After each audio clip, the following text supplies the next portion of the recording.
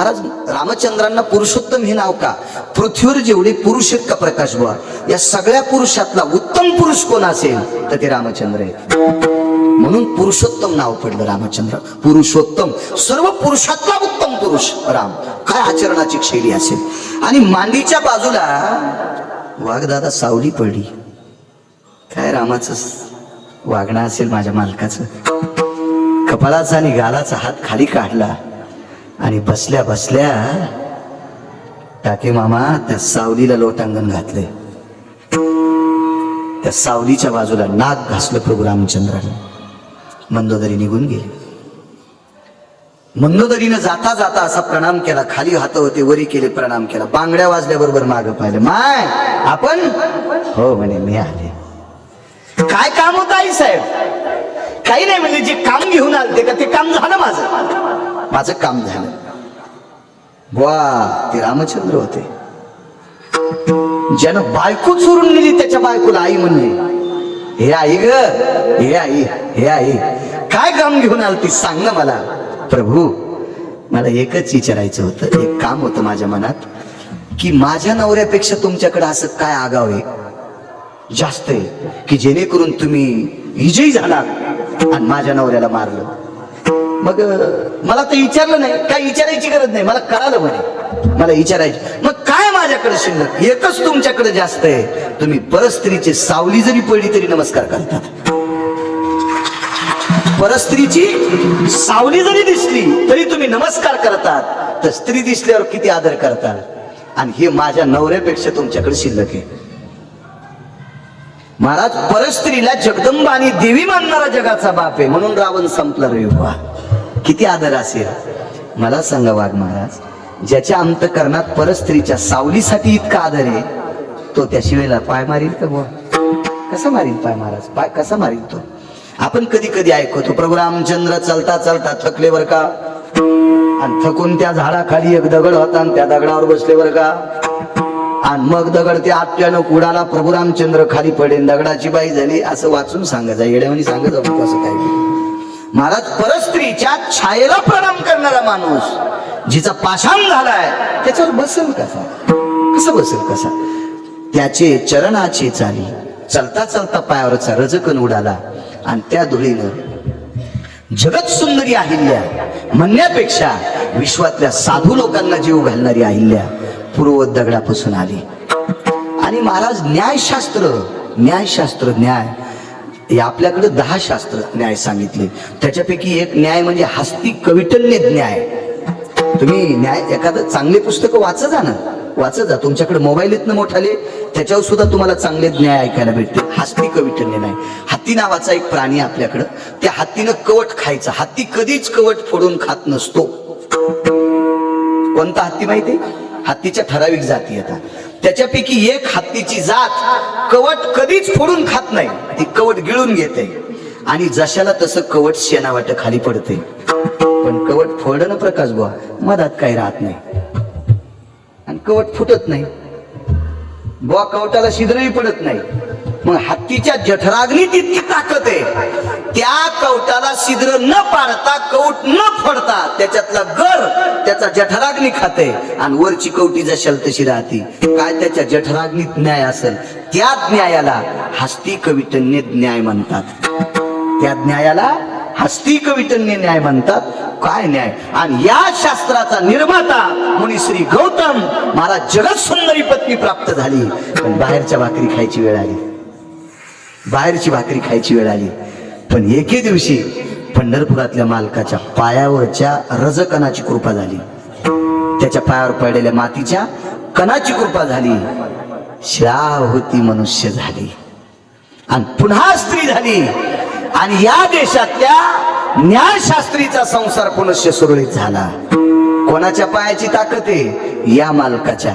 नामदेवराय सांगतात, देवा तुमच्या पायावर पडलेल्या रजकणामध्ये एका न्याय देवतेच्या पत्नीचा पुनर्जीवन झालं आणि त्यांचा संसार सुरळीत होऊन साधू मुनींना अन्नदान करणारी माऊली पुन्हा चेतन होते. हे तुमच्या पायावर पडलेल्या मातीच्या कणात इतकी ताकद आहे. तर तुमच्या पायात किती ताकद असेल याच्याकरता मला काहीच नको. चरण सेवा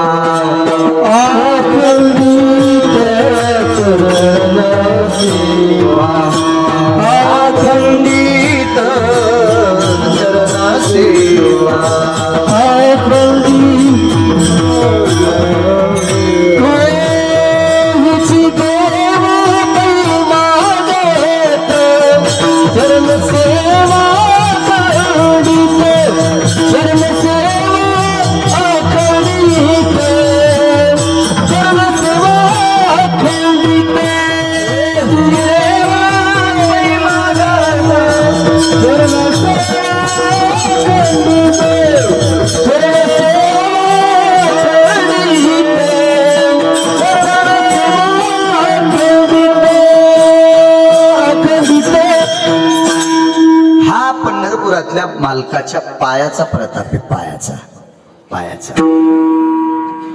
द्वापार युगातला एक प्रसंग बुवा. 8 लोक एकत्रित आले आणि 8 लोकांनी एका युद्धाचं थोडस अनुमान काढलं. या युद्धामध्ये कोण जिंकेल, कोण जिंकल, जय कोणाचा होईल या युद्धामध्ये. तर काही लोकांचं असं मत होतं की पांडवांच्या बाजूनं कृष्ण परमात्मा आहेत म्हणून पांडवांचा जय होईल. वाक्य गोड आहे, खोटं नाही, वाक्य गोड आहे प्रकाश बुवा. पण ज्ञाती लोकांचं असं मत होतं की कौरवाकडं 11 अक्षोणी सैन्य आहे. महाराज इतक्या सैन्यानं नाही बरं का बुवा. त्याचं कारण होतं, कौरवाकडे भीष्माचार्य होते, द्रोणाचार्य होते, कृपाचार्य होते, काय अधिक कर्ण होता, कर्ण होता, कर्ण. महाराज भीष्माचार्य म्हणजे जगातला पांढऱ्या कपड्यातला ब्रह्मचारी, 1 नंबरचा. आणि भगव्या कपड्यातला संन्यासी मारुतीराय, 1 नंबरचा. मग नंतर खूपसे संन्यासी झाले, खूपसे.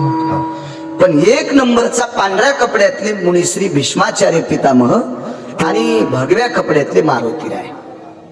काही लोकांचा तर्क असतो, कशाच्या आधारावर बाळू महाराज बोलते, आम्हाला तर कुठं सापडलं नाही, असं कसं काय सांगते, मारुतीरायला पहिला नंबर कस काय. त्याचा सोपा पुरावा आहे. पुराणातले तर कितीतरी श्लोक सापडतील, पण सोपं, अडचणीत हात घालायचाच नाही, इचू निघत असते. ज्याचे इंद्रिय ज्याच्या माईनं सुद्धा पाहिले नाही, जन्म झाल्याच्या नंतर ज्याचे इंद्रिय ज्याची आई पाहू शकत नाही, ते मारुतीराय. नैष्टिक ब्रह्मचर्याचे कास होते. नैष्टिक ब्रह्मचर्याची लंगोटी आईच्या पोटातच होती. बाहेर आल्यावर नंतर कळालं पोरग आहे का पोरगी, बोलण्याहून लक्षणाहून कळालं मुलगा आहे, इंद्रिय पाहिलीच नाही. महाराज प्रत्यक्ष अंजनी माता ज्याचं शरीर बघू शकत नाही, तो किती मोठा संन्यासी. आणि भीष्माचार्यांच्या बाबतीत जर विचार केला तर किती टोकाचे ब्रह्मचारी होते सांगू तुम्हाला. 22.5 वर्षाचा तरुण आणि 22.5 वर्षाच्या मुलानं 70-80 वर्षाच्या बापाला लग्न करण्याची इच्छा झाली. 70-80 वर्षाचा बाप आणि तारुण्य संपन्न मुलगा. त्या मुलानं त्या बापाने विचार केला मला लग्न करायचंय.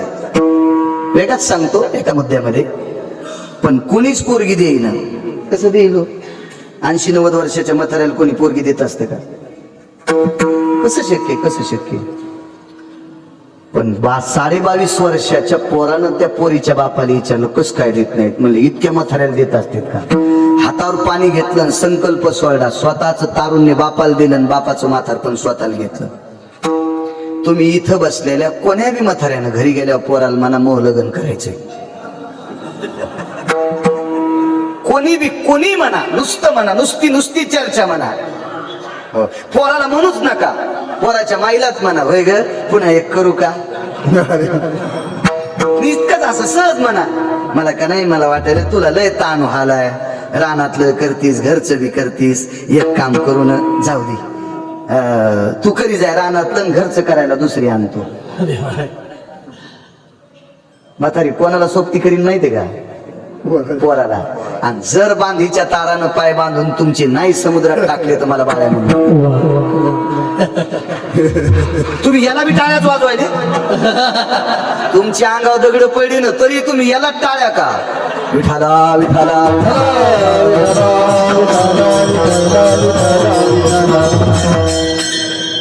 लग्न तर होणार नाही, कुठे होणार नाही.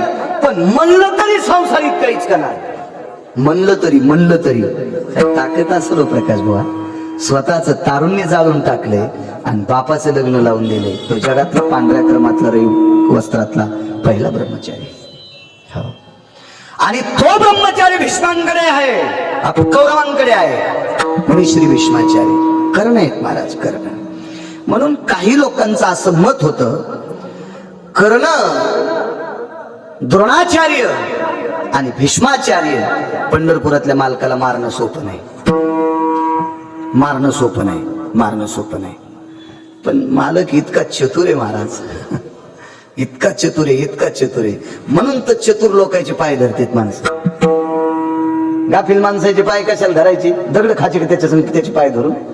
निदान चतुर माणसाचे पाय धरल्यावर खाला तरी भेटते महाराज. इतकं तरी पक्क आहे चतुर माणसाचे. चतुर हा हा, नंबरी नाही बरं का. हा, नंबरीची पाय धरी जाऊ नका. नंबरीच्या पायाला त्याच्या बायका कदरल्यात भडव्याच्या. विठाला विठाला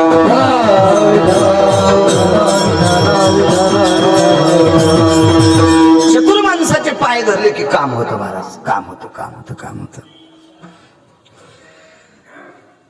जगातले सगळे चतुर कोणी जन्माला आणले? त्यानं. ते किती चतुर असेल? एक जण म्हणला जिल्ह्यात माझ्यासारखा चतुर कोण नाही. मग सोमळ्या, तू जिल्ह्यात जर एक नंबरचा चतुर आहे तर तुला जन्माला घालणारा किती चतुर असेल कल्पना करा. एक जण म्हणला पठ्यासारखा गुंडच कोणी नाही. मग तू यासारखा गुंड कोण नाही तर तू यासारख्या गुंडाला जन्माला आणणारा तू किती नंबरचा गुंड असेल? रावण एक नंबरचा गुंड होता. तर रावणाला दुपारी 2 वाजून ज्यानं आपतो हाणले तू किती नंबरचा गुंड असेल? महाराज, याच्यासारखा गुंड जगात कोणी नाही. या मालकासारखा चतुर जगात कोणी नाही. आणि या मालकासारखा उदारही जगात कोणी नाही. आपल्या गुंडागिऱ्या घरीच दाबी जा. या गुंडाच्या नादीत लागू नका. तुम्हाला नादीत लागायचं असेल तर फक्त त्याच्या पायावर डोकं ठेवा. त्याचे पायी घाला मिठी मोलने घे जग जेती. भावा एकासाठी खांदावा हे आपुल्या. त्याच्या रे पायी घाला मिठी. श्रद्धेनं त्याच्या पायावर डोकं ठेवा. काय मागत नाही ते. मोलने घे जग जेटी. ते पैसे सुद्धा मागत नाही, कारण पैशाची मालकीन त्याच्या डाव्या हाताला आहे. वामांगी रखुमाई दिश दिव्य शोभा.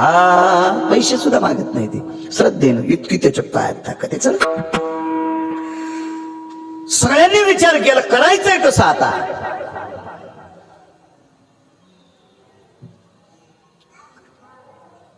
कौरव आणि पांडव. महाराज, पांडव सख्या आत्याची पोरं आणि कौरव आत्याचे पुतणे. पांडव कोणाची पोरं? आत्याची पोरं. आणि कौरव आत्याची पुतणे. नातं शेवटी असं काही फारसं लांबचं नातं नव्हतं ना ते. मग मारायचे कसे मारायचे कसे? तर महाराज, पंढरपुरातला मालक इतका चतुर आहे, ते पाया पसलेला मारित नाही. शरणांगता वज्र पंजरू. शरणाला त्याच्या डोक्यावर असं कवच ठेवतंय की जगातली कुठलीच शक्ती ते कवच फोडू शकत नाही. का पांडवांना राज्य दिलं त्यानं? एक सोपा मुद्दा. एके दिवशी त्यानं नाटक केले झोपीचं. या मालकानं झोपीचं नाटक केलं. तो पलंगावर झोपला. आता त्याचा पलंग कसा असेल, काय थाट असेल, काय वैभव असेल. देवाचा पलंग त्या पलंगावर झोपलेला आहे. आणि इकडे विदुर काकाच्या अंतकरणात भावना जागी केली. विदुर काका धृतराष्ट्राकडे गेले. धृतराष्ट्राला सांगितलं, राजा असं बरं नाही. तुमचा मुलगा चुकीचं वागतोय. मोठी भाऊजाई आई समान असते आणि आई समान भाऊजाईला तुमच्या मोठ्या पोरानं मांडीवर घेतलंय. हे बरं नाही बरं का. हे भांडण मिटणं गरजेचं आहे. ठीक आहे म्हणजे. कोण मिटीन? मग मोठ्याकडे जायचं. मोठा कोण होता? द्वारकेतला. बऱ्याच दिवसापर्यंत मोठ्याला इकडे भांडणं मिटायला जात होते. किती दिवसापर्यंत माहितीये का? जोपर्यंत मोठ्यांचं आचरण ताब्यात होतं तोपर्यंत लोक त्यांच्याकडे जात होते. ज्या दिवशी मोठ्याचं आचरण न दिलं जातं का त्या दिवशी लोक म्हणतात घरी मरू पण त्याच्याकडे नको. म्हणून मोठ्यानं आचरण सांभाळलं पाहिजे. माणूस हा मोठा त्यानंच असतो, यानं नाही. बरं, पैसा असावा. तुमच्या काही गोष्टी त्या पैशानं धकत असतील. अन्न वस्त्र निवारा पैशानं मिळतील. भाकरी अशी खाण्यापेक्षा तुपात खाताल एवढंच आहे. चांगल्या प्रतीच्या बंगल्यात झोपताल, चांगल्या प्रतीचे कपडे घालताल. पैशानं. पण इज्जत जर प्राप्त करायची असेल तर आचरणानं. इज्जत ही आचरणानं प्राप्त होत असते. आचरणानं ते कारणच लागत असते. पैशानं जर तुम्ही मोठं म्हणत असाल तर कल्याण स्टेशनला एक मला गाडी घेऊन आलता. गाडी घेऊन त्याच्याकडे 2.25 कोटीची गाडी होती आणि तो टोल नाक्यावर टाळ्या वाजणारा तृतीयपंथी होता. मी सुद्धा जपून बसलो होतो. दंडगिन लागला कोपराने एखादं बटन उघडलं तर रस्त्यात गाडी उघडायची. 2.25 कोटीची गाडी. असं काही नसते बुवा कोणाकडे. परवाला मी तामिळनाडू मध्ये कीर्तनाला गेलो. इथं बसव कल्याणपाशी कीर्तन झालं आणि तिथून हैदराबादला जायचं होतं विमानतळावर. तर इर्टिका नावाची गाडी होती, मी ही नेली नव्हती. तर ती गाडी नेत असताना मला 4 लोक सोडायला आलते, त्याच्यात सुद्धा एक तृतीयपंथीच होता मला सोडवायला. त्या कार्यकर्त्यानं, तो एका मोठ्या माणसाकडे राहतो बिचारा, परवाला तो टाके मामा सातवण्याला सुद्धा मला पत्रिका द्यायला आलता. एक गाडी आलती, त्याच्यामध्ये तो मुलगा होता. त्याला ती गाडी हैदराबाद विमानतळाला सोडायला. म्हणजे माणसाकडे पैसे असले म्हणजे ही झाली तुमची सगळी श्रीमंती. तुमच्याकडेच पैसे आहेत म्हणून तुम्ही श्रीमंत नाही. जगात खूप लोक श्रीमंत आहेत. कमला सुंदरी नावाची वेश्या वाचली मी पुराणामध्ये. कमला सुंदरी नावाची वेश्या, तिच्याकडं 1 क्विंटल 26 किलो सोनं होतं, इतिहासातली वाचली. आणि पुराणात एक महानंदा नावाची वेश्या होऊन गेली. दुष्काळ पडला तर राजा डोक्याला हात लावला आणि त्याच्या प्रधानाने विचारलं काय झालं. 7 महिने पुरेल इतकं आपल्याकडे धान्य आहे, पण 7 महिन्याच्या नंतर जर पाऊस नाही पडला ह्या 2-2.5 महिन्यामध्ये, तर पेरल्या थोडेच कंस येत असते, तर 7 महिन्याच्या नंतर आपली प्रजा मरणार किंवा राज्य दुसऱ्या राजाला देऊन टाकणार. तर बुवा प्रधानानं सांगितलं आपलं राज्य सुखरूप ठेवण्यासाठी एक काम करा, मी एक वेश्या पाहिली, त्या वेश्येकडे चला. तिचं नाव होतं महानंदा. आता राजाला वेश्येकडे जावं वाटतं का? पण राजा वेश्येकडे गेल्याच्या नंतर वेश्येनं स्वागत केलं. काय महाराज, काय सेवा करू? काही नाही, आमच्याकडे 7 महिने पुरेल इतकं धान्य आहे, आणि जर दुष्काळ वाढत गेला तर जनता कशी जगेल? ती म्हणली ते हौद्यात सोनं आहे, तितकं काढून घेऊन जा. 3.5 वर्षे त्या हौदात तुमची प्रजा जगती. असे तुझ्याकडे हौद किती येतं? राजानं प्रश्न केला. तर ती म्हणली असे 100-200 दुष्काळ पडले तरी 5-6 हौदात धकत आहे. तरी तिने बाकीचे सांगितलेत नाही, तरी तिने बाकीचे हौद सांगितलेत नाही. कोण होती माहिती? ती वेश्या. बाई ती खुरपायला गेली असेल का? तिने तुरी कापल्या असतील का? सोयाबीन कापायला गेली असेल का? तिने कापसा येचले असतील का? तिने ऊस तोडला असेल का? तिने कधी स्वतःसाठी तरी भाकरी केल्या असतील का? मग या देशातली वेश्या तरी किती सुंदर, बघा, कल्पना करा. पण तिला नाव काय पडलं शेवटी? वेश्या. हा चला, ती पुढे चांगली वागली, ती विमानात बसून गेली, तो पुढचा भाग. पण अलीकडचा भाग तिला किंमत असेल का? शेवटी तिला काय म्हणत असतील? वेश्या. माणूस हा पैशानं श्रीमंत नाही, पैशानं त्या 3 गोष्टी प्राप्त होतात: निवारा, वस्त्र आणि भाकरी. इज्जत पैशाने मिळत नसती. इज्जतीसाठी आचरण लागते, आचरण आचरण आचरण आचरण लागते.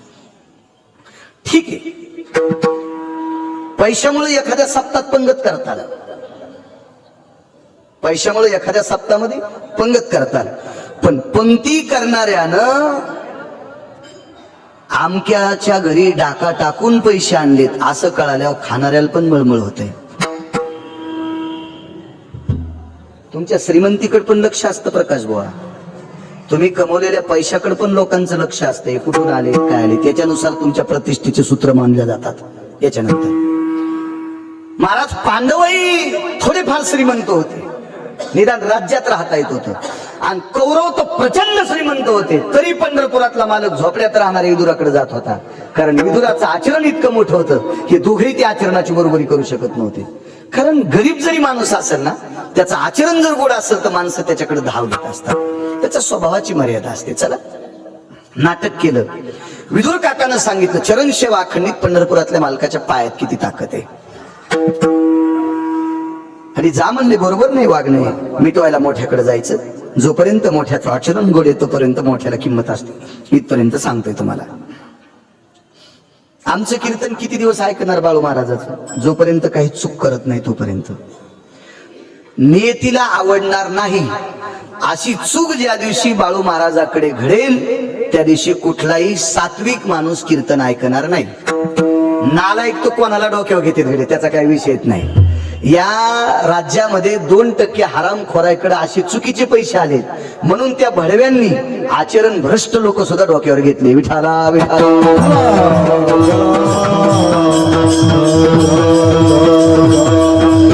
या संप्रदायात फक्त आचरण. महाराज पक्वादाचे बोल कमी असले तरी चालेल, बुवा स्वरज्ञान कमी असलं तरी चालेल, कीर्तनात ओव्या श्लोक अभंग कमी पाठ असले तरी चालेल, पण आपली पत्नी सोडून जगातल्या स्त्रीला जो माय म्हणतो का तो 1 नंबरचा पक्वाद आहे. आपली आपली स्वतःची बायको सोडून जगातल्या परस्त्रीला जो आई म्हणतो का, तो एक नंबरचा भजन्या. आपली बायको सोडून जगातल्या प्रत्येक स्त्रीला, दिसणाऱ्या स्त्रीला माय म्हणतो का, तो एक नंबरचा महाराज. हे कार्ड ज्याच्याकडे आहे अशा लोकांना देवाकडे किंमत, किंवा अशा माणसांकडे वाद मिटवण्यासाठी जात असतो, तो न्याय करू शकत असतो. चला मग देवाकडे न्याय करण्यासाठी गेले. कौरव गेले आणि पांडवही गेले. पण कौरव पांडव गेल्याच्या नंतर या दोघातला एक एक प्रतिनिधी पुढे आला. कौरवातला एक प्रतिनिधी दुर्योधन पुढे आला आणि पांडवातले अर्जुन पुढे आले. अगोदर दुर्योधन पुढे गेला, राजाचा पुत्र आहे. अर्जुनाला बाजूला सरकविलं आणि पुढे गेला.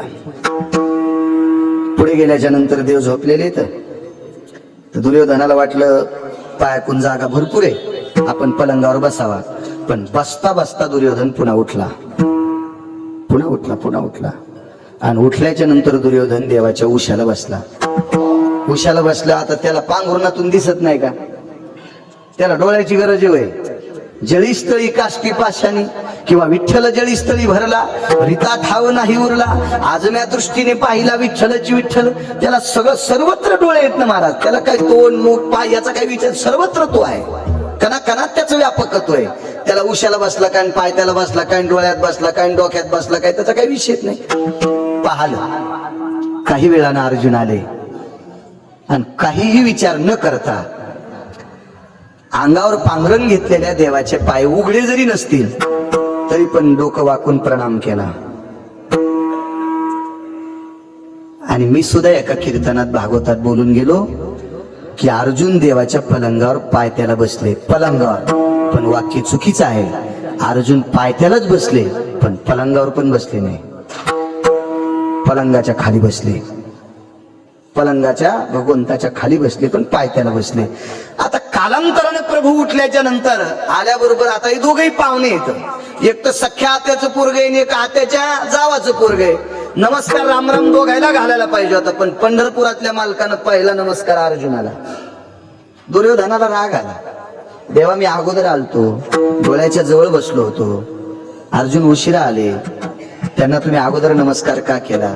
न्याय काय सांगतो माहितीये का? देवानं सांगितलं, दुर्योधन महाराज राजकुमार तुम्ही झोपी जा बरं, आम्ही तुमच्या एक जण उशाला बसतो आणि एक पायथ्याला बसतो. झोपीतून उठलेल्या माणसाला उशाचा दिसतो का पायथ्याचा? दुर्योधन म्हणले खरंय, काय तुमचं काय चुकलं नाही, या म्हणले तुम्ही. तिथं श्रुती नावाची पत्रकार उभी होती, जगातली पहिली पत्रकार श्रुती. आणि श्रुती नावाच्या पत्रकाराने देवाला विचारलं, देवा आता यांचं युद्ध पर्वापासून सुरू होणार आहे, याच्यातला जय कोणाचा? म्हणजे अर्जुनाचा.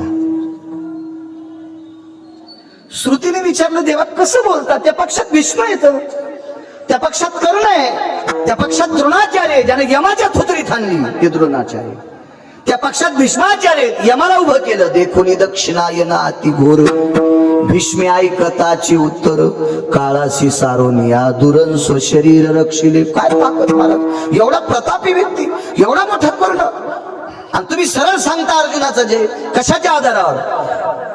पांडव राजा होण्याच्या अधिकाराचे आहेत. का? कारण त्यांना पाय कळत आहेत, पाय कळत आहेत म्हणजे त्यांना नम्रता कळती, लीनता कळती. पायापाशी बसलेल्या पांडवांसाठी यानं याची सगळी पोरं मारली. पंढरपुरातल्या मालकानं सगळी पोरं 56 कोटी यादव होते. वज्र नावाचा नातू सुदामदेवाच्या प्रसादानं वाचला, त्याच्यानंतर एक सुद्धा जित्त राहिलं नाही, सगळे मेले एकमेकाच्या डोक्यात काट्या घालून. द्वारकेचा राणा पांडवा घरी. फक्त पांडवांकरता विटेवरच्या मालकानं सगळी स्वतःचा संसार जाळून टाकला, पण पांडवांना जय प्राप्त केला. श्रुतीनं पुन्हा एकदा विचारलं, देवा ते सुद्धा आत्याच्या जावाचे पोर होते, भीष्माचार्य काही साधे नव्हते. भीष्माचार्याला मारण्यासाठी पंढरपुरातल्या मालकानं साडी नेसली, त्याला शिखंडी म्हणतात. बाई पाहिल्या म्हातारं शस्त्र धरीत नव्हतं. महाराज कर्णाला मारण्यासाठी भिक्षुकी झाला, सकाळी सकाळी मागितलं, ते पूजेला बसला होता आणि कवच कुंडल मागितले. रणात पडल्यावर सुद्धा माघसी काढोनी दोन्ही दात तयाचे. कर्ण भिडता समरांगणी बाणे व्यापी लारणी माघसे काढोनी दोन्ही दात तयाचे. तिथं सुद्धा त्याची परीक्षा. महाराज काय द्रोणाचार्यांचा अधिकार, खोटी चर्चा युद्धात पसरली. अश्वत्थामा मेलाय. त्यावेळेला धर्माकडे गेले. कोणता अश्वत्थामा? तर धर्मानं सांगितलं अश्वत्थामा मेला इतकं माहित नाही, पण डोळ्यानं पाहिला नाही. अश्वत्थामा 2 होते, तसे 7-8 होते, पण इथले 2 होते. अश्वत्थामा एका पुरुषाचं नाव होतं आणि अश्वत्थामा एका हत्तीचं नाव होतं. आणि म्हणून मोकळ्यापणात गेले, वरी गेले. खरं तर अश्वत्थामा नावाचा हत्ती मेलता आणि त्या दिवशी मग वरी जाऊन यमाच्या तोंडात मारली. श्रुतीने विचारलं, देवा एवढी मोठी प्रचंड अधिकारी लोक असताना सुद्धा पांडवांना जय कसा? भगवंताचे डोळे भरून आले. माय, जे माझ्या पायाचा आश्रय करतात त्यांच्यासाठी जीवाचं रान करतो आणि जय देऊन टाकतो. महाराज, पांडवांना स्वराज्य प्राप्त झालं फक्त या मालकाच्या पायामुळं. नामदेवराय म्हणतात, देवा एवढे प्रचंड वीर त्या पक्षात असताना त्यांचा हार झाली आणि पांडवांकडे तू एकटाच असताना पांडवांना जय प्राप्त झाला. ताकद फक्त तुझ्या पायाची आहे. मग मला तरी दुसरं देतोस कशाला? चरण सेवा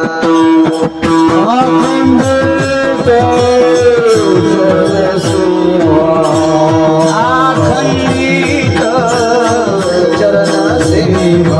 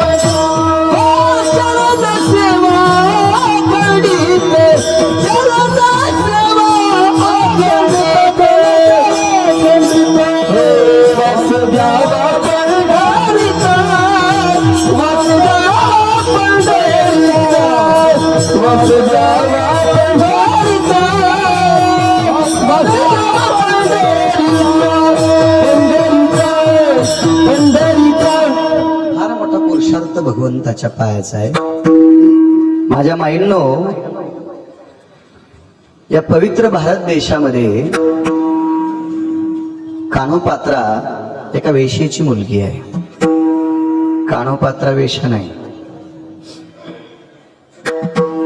चुकीचं ऐकत जाऊ नका, चुकीच्यांना मान्यता देत जाऊ नका. कानोपात्रा प्रकाश वेश्येची कन्या आहे. माऊली महावैष्णव ज्ञानोबारायांचं दर्शन घेतलं. धन्य कानोपात्राजी झाली भाग्याची, भेटी ज्ञानदेवाची मनोनिया. नशिबाने तिला माऊली महावैष्णव ज्ञानोबराय प्राप्त झाले. दर्शन घेतलं. हे माय, काय पाहिजे? जीवाचं कल्याण. ज्ञानोबरायनं सांगितलं, बाई विश्वाचं कल्याण फक्त याच्याकडेच आहे. म्हणून ज्ञानोबरायची आवड काय होती? माझे जीवीची आवडी,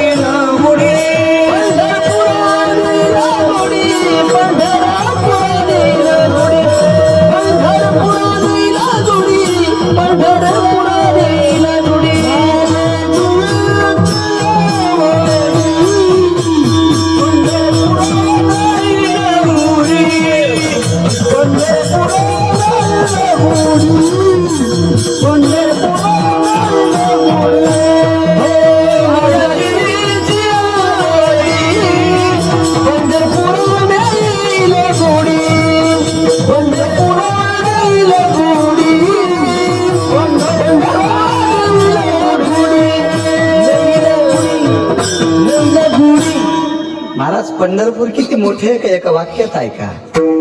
महाराज ज्ञानोबा आहेत, ज्ञानियांचे राजे, साधकांचे मायबाप, योग्यांची माऊली.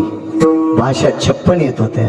ज्ञानोबरायच्या मुखारविंदातून पडलेल्या ओव्या त्या अक्षरे नवती देखा ब्रह्म साम्राज्य दीपिका.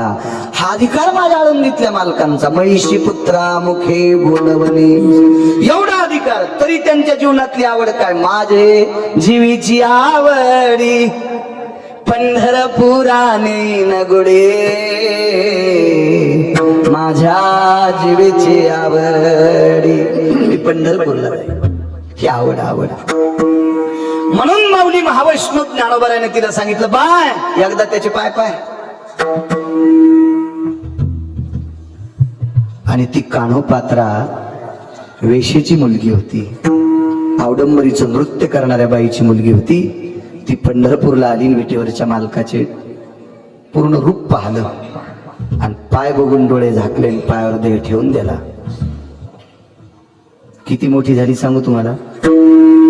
आता जगातला कोणता जरी महाराज मेला तर मंदिरात समाधी होणार नाही.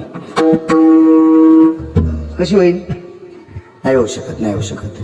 आणि जरी कोणी केली तर पंढरपुरातला मालक अनुमती देणार नाही. पण या देशातल्या नृत्य करणाऱ्या बाईची पोरगी सुद्धा तिची समाधी मंदिरात देवाच्या उजव्या हाताला, जगाची मालकीन विश्वाची मालकीन डाव्या हाताला, वामांगिर खुमाई.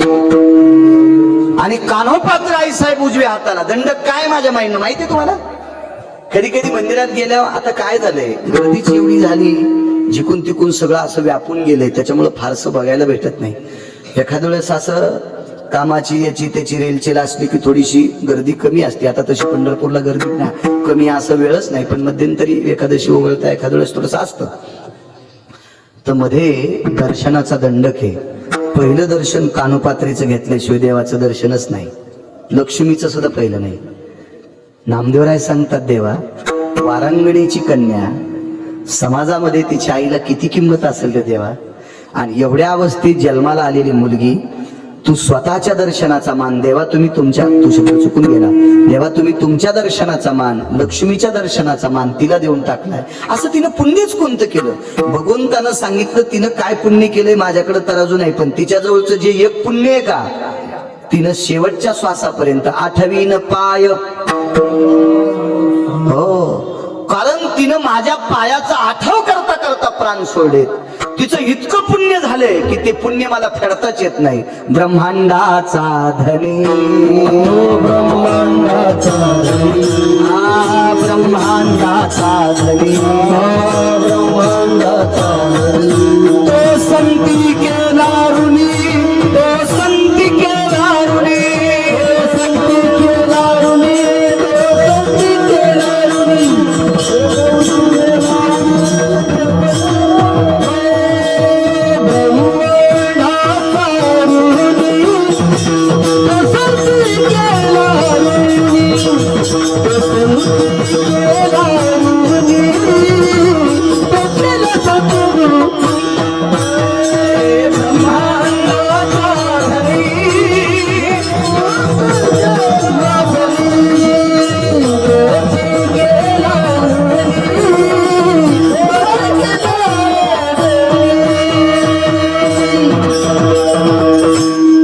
स्पीकर कुठलं आहे भाऊ? स्पीकर इथलंच. वा, गोड साऊंड सिस्टीम छान. ब्रह्मांडाचा धनी तो संती केला ऋणी. या मालकावर कर्ज कोणाचं माहित रे बुवा?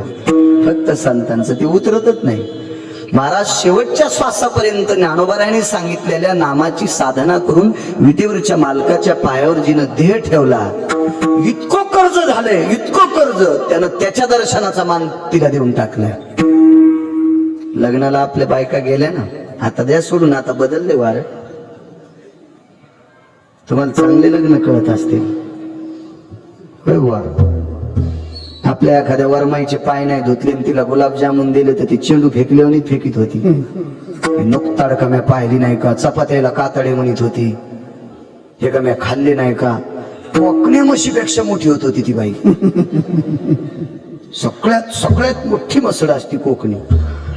तिच्यापेक्षा मोठी इतकी फुगणार की तिच्या रागानं मंडप जळू तुका काय. फक्त लग्नात माझ्या पाया का पडले नाही, माझे पाय का धुतले नाही, इतका ही चित्रपणा इतका. म्हणजे तिला सुद्धा माझ्या स्वतःच्या दर्शनाचा. माणसं पाया पडणारी कोण इतके धोरणात असते तोय. नवरदेव तर फुकट पडतच नव्हता, फुकट पाया पडत होता होय नवरदेव. नवरी कुठं फुकट पडत होती, काहीतरी देवात लागत होतं ना, देवात लागत होतं. आपले पाय तरी इतके मोठे तरी आपल्याला आपल्या दर्शनाचा मान द्यावा वाटत नाही. महाराज त्याच्या पायाच्या कृपेने विश्व चालतंय आणि त्यानं त्याच्या दर्शनाचा मान वेशेच्या मुलीला देऊन टाकलाय. नामदेवराय म्हणले, देवा तुझे पाय धरल्याच्या नंतर वेशेला जर इतकं उंच, बरं किती दिवस पाया पडायचं माहिती का तुम्हाला? जोपर्यंत चंद्र सूर्य आहे, जोपर्यंत विश्व अस्तित्वात आहे त्यावेळेस पासून तिचं दर्शन आहे. चंद्र सूर्य तुम्ही आम्ही कितीतरी मरतो येतो जातो, पण चंद्र सूर्य आहे तोपर्यंत प्रकाश भाऊ तिचं दर्शन बंद होणार नाही. कारण ती इतकी पवित्र झाली, इतकी पवित्र झाली की पवित्र भगवंताचे पाय पाहता पाहता ती मृत्यू पावली. नामदेवराय सांगतात, देवा वेशेच्या मुलीला तुझे पाय जर इतके पवित्र करत असतील तर वेशेला पवित्र करण्याचे पाय, वेशेच्या मुलीला पवित्र करण्याचे पाय जर इतके तुझे पाय पवित्र आहेत, मग मला तरी दुसरं देतोस कशाला? चरण असे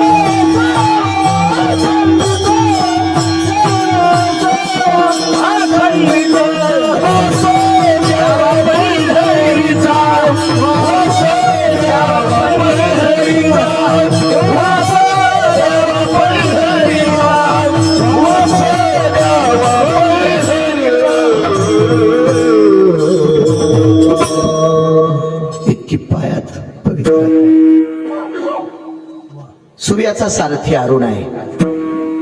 जास्त वेळ घेणार नाही. आज अन्नदात्याचा सत्कार करा महाराज, ज्यांनी या पवित्र तीर्थावर आपलं द्रव्य खर्च केले, 4 पात्र उठवले. अशा सद्ग्रस्त दात्यांचा जे हजर असतील त्यांचा सत्कार करा. सकाळी सुद्धा मीच कीर्तन करणारे, कीर्तन देवाचे पण मी करेल. अरुणाला शाप लागला. अरुण सूर्याचा सारथी रे बुवा, सारथी प्रकाश बुवा. भागवतात गोडसं वर्णन आलं त्याचं.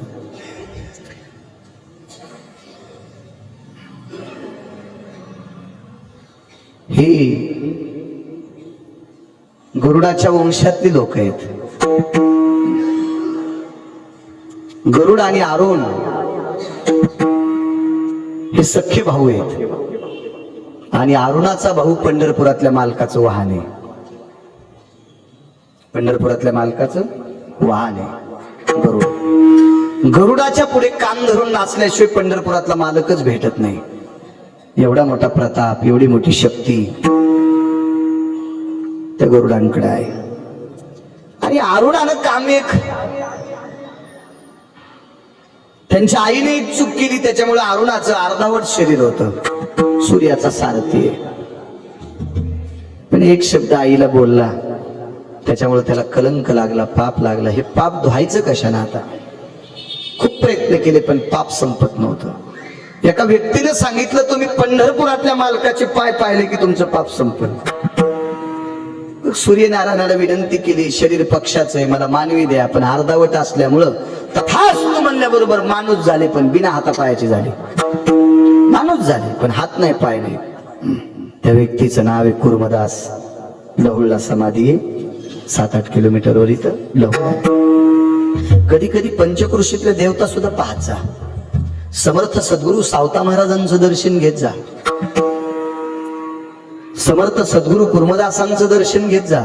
परिसर फार गोड आहे. इथं आल्या 2 टाइम तर पोहाणायचा, नाश्ता आणायचा, 7-8 बऱ्या चहा घ्यायचा, काय पुढच्या चर्या असतील त्या करायच्या, इतकंच नाही. इथं विष्णुपद आहे, कधी तिथं जात जा. चोखोबरायचं अधिष्ठान आहे, मंगळवेढा कधी कधी बघत जा. एखाद्या दिवशी सकाळी लवकर नाश्ता करून मंगळवेढा पाहून या. कारण ज्या मंगळवेढ्यातल्या मालकाने स्वर्गातल्या देवांचं अमृत शुद्ध केलं आणि त्यांना जेव घातलं, ही चोखोबरायांची ख्याती आहे. एवढा पवित्र आहे तो मंगळवेढा. बघा जा विष्णुपद.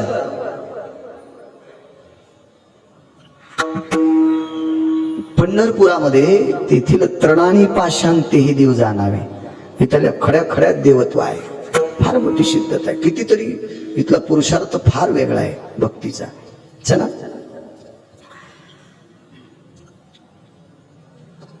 आपण ज्या तीर्थाला जातो का तिथलं महात्म्य पाठ करून गेलं पाहिजे. आता पुंडलिकरायाच्या समोर नशिबवान आहात तुम्ही. मागच्या वारीला पाणी कमी होतं नाही का भाऊ महाराज?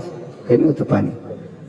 या वारीला इतकं पाणी आहे की समोरचं ते लोहदंड तीर्थ सुद्धा झाकून गेले. तिथं पाषाणाची नाव तरंगत असते. महाराज या तीर्थात एवढी ताकद आहे. बाकीचे तीर्थ, आता मी नर्मदा पैयाची परिक्रमा केली 72 दिवसात 3600 किलोमीटर चाललो म्हणून मला उभं राहून कीर्तन करता येते. मला गोळ्या चालू होत्या, माझ्या गोळ्याही बंद झाल्या. नर्मदा मैयाची कृपा झाली माझ्यावर.